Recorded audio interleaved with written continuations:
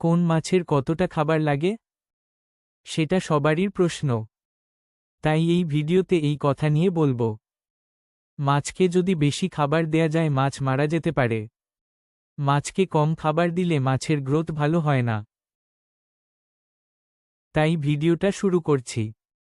প্রথম হলো গোল্ডফিশ। গোল্ডফিশকে যত খাবার দেয়া যায় সে ততই খায়, তাই গোল্ডফিশকে দুবেলা খাবার দেয়া ঠিক। একটি ছোট সাইজের মাছের জন্য 4 থেকে 5টা দানা দেওয়া উচিত, যেমন মলি, গাপ্পি, প্ল্যাটি, জেব্রা। তারপরে আসি বড় সাইজের মাছের জন্য। এদেরকে বেশি করে খাবার দেয়া যেতে পারে, কিন্তু এদের আকার দেখে দিতে হবে।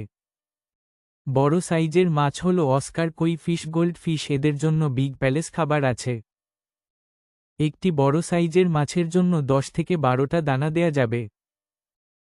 মাছ 10 মিনিটে যতটা খাবার খেয়ে ফুরাতে পারবে ততটা খাবার দেওয়া উচিত। মলি, গাপ্পির বাচ্চাকে জলে গুলে খাবার দিতে হবে। একটি বাচ্চার জন্য একটি খাবার যথেষ্ট। এইখানে ভিডিও শেষ করলাম।